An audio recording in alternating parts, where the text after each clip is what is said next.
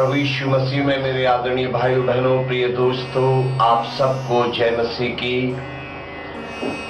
परमपिता परमेश्वर का धन्यवाद इस अच्छे समय के लिए, और पवित्र आत्मा परमेश्वर का धन्यवाद कि उसने प्रेम के विषय में 8वां संदेश तैयार करने के लिए मुझे प्रेरित किया। और आज प्रेम करूं भाग 8 में पहला कुरिन्थियों 13 अध्याय की 8वीं आयत पर मनन करूंगा। जी हां, प्रेम करो 8वां भाग ये पवित्र आत्मा की अगुवाई में आपके लिए तैयार किया है। पहला कुरिन्थियों 13 अध्याय की 8वीं आयत पर आज इस संदेश में मनन करूंगा।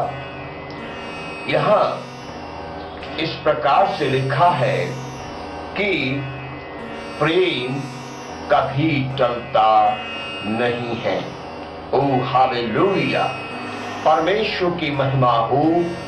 परमेश्वर का वचन ये सिखाता है कि प्रेम करो, और परमेश्वर का वचन ये भी सिखाता है कि प्रेम वो विषय है जो कभी टलता नहीं है। प्रेम एक ऐसा विषय है जो कभी मिटता नहीं है। प्रेम वो विषय है जो कभी हवा के झोंके से उड़ता नहीं है। प्रेम एक वो विषय है जो पानी के पड़ने से कभी ठंडा होता नहीं है।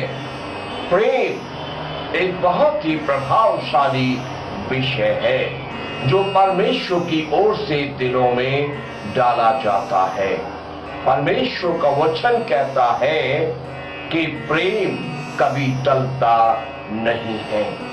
एक दूसरे से प्रेम करो।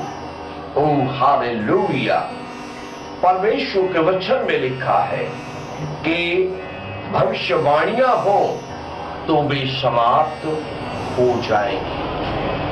प्रेम करो क्योंकि प्रेम टलता नहीं है।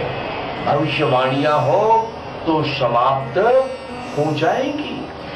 जी हां, इसका मतलब ये है कि भविष्यवाणियां तो एक समाप्त हो जाने वाला विषय है।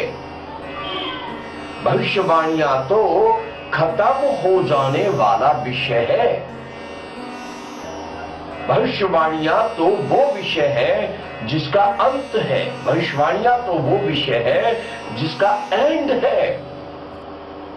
इसलिए आप बेशक भविष्यवाणी ना करें, बेशक भविष्यवाणी करने का वरदान आप में न हो, पर आप विश्वासी है, मसीही है, किसी प्रकार का टाइटल लगाने वाले सेवक हैं, bishop, reverend, prophet, pastor, evangelist, कोई भी है, आप एक दूसरे से प्रेम करें।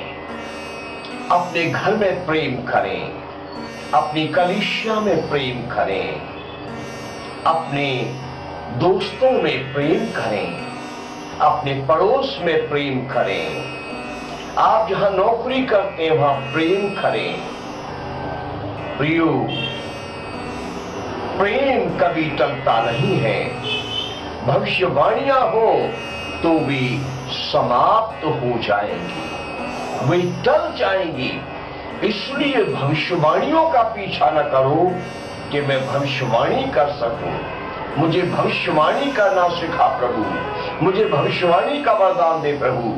प्रभु से मांगो, मुझे प्रेम दे प्रभु, मुझे प्रेम करना सिखा प्रभु, मुझे प्रेम से भरा हुआ दिल दे प्रभु, क्योंकि प्रेम कभी समाप्त नहीं होगा। ओ हालेलुया। इसी आयत में दूसरी बात लिखी है कि भाषाएं हो तो वे जाति रहेंगी, भाषाएं हो तो वे जाति रहेंगी। बेशक आपको अलग अलग भाषाओं का ज्ञान नहीं है, आप बंगाली, मराठी, गुजराती, पंजाबी, मलयालम, तमिल, हिंदी, अंग्रेजी, बहुत सारी भाषाओं का ज्ञान नहीं रखते हैं। आपको बेशक बहुत सारी भाषाएं नहीं आती हैं। मैं तो आपको यह प्रोत्साहित करूंगा कि भाषाएं वो विषय है जिसके विषय बाइबल में लिखा है कि भाषाएं जाती रहेंगी। इसलिए भाषाएं परमेश्वर से मांगने की बजाय अपने लिए प्रेमी हृदय मांगो, प्रेमी दिल मांगो, क्योंकि भाषाएं तो जाती रहेंगी। ये तो चले जाने वाला विषय है, लेकिन प्रेम वो विषय है जो कभी नहीं जाएगा, कभी नहीं टलेगा। परमेश्वर से प्रार्थना करो, हे परमेश्वर मेरे दिल में प्रेम डालो, मेरे पड़ोसियों के लिए मेरे दिल में प्रेम डालो, मेरे दोस्तों के लिए मेरे दिल में प्रेम डालो, मेरे जीवन साथी के लिए मेरे दिल में प्रेम डालो, मेरे परिवार के सदस्यों के लिए मेरे दिल में प्रेम डालो। हे परमेश्वर मुझे प्रेम करने वाला बनाओ, ये मांगो। उपवास रखकर प्रार्थना करके मांगो, तन्हाई में अकेले में प्रार्थना करके मांगो, और परमेश्वर से प्रार्थना में मांगो कि परमेश्वर मुझे प्रेमी दिल दे। अरे बहुत सारी भाषाओं का ज्ञान आपको हो गया और बहुत सारी भाषाएं आपको आ गई, लेकिन आपके दिल में प्रेम नहीं है, तो उन भाषाओं का कोई मतलब नहीं है, उससे आपको कुछ प्राप्त होने वाला नहीं है। इस 8वीं आयत में तीसरी बात लिखी है कि ज्ञान हो,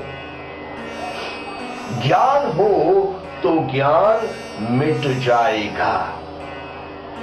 हालेलुया। परमेश्वर के वचन में लिखा ज्ञान हो तो मिट जाएगा।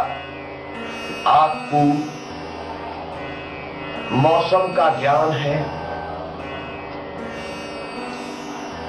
आप बादल देखकर मौसम का मिजाज बता सकते हैं, और आपके अंदर प्रेम नहीं है तो आप बेकार हैं। आपके अंदर आसमान में दिखने वाले तारागणों, सूरज, चांद का ज्ञान है, और आप उनके बारे में बहुत कुछ जानते हैं, बहुत ज्ञानी हैं आप, लेकिन आपके अंदर, आपके दिल में प्रेम नहीं है तो बेकार है। ये ज्ञान तो वो विषय है जो मिट जाएगा, लेकिन प्रेम वो विषय है जो कभी मिटेगा नहीं। ओ हालेलुया। यदि आपको ज्ञान है, आप बहुत अच्छे